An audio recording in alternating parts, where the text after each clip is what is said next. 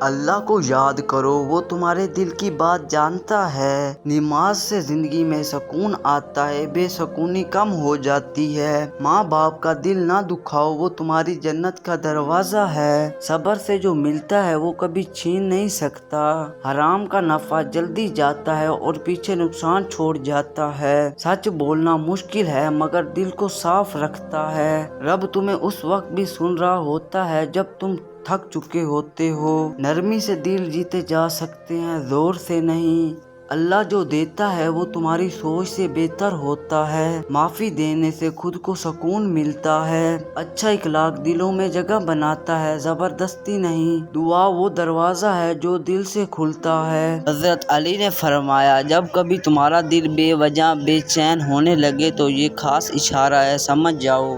اللہ تمہیں اپنی طرف متوجہ کرنا چاہتا ہے۔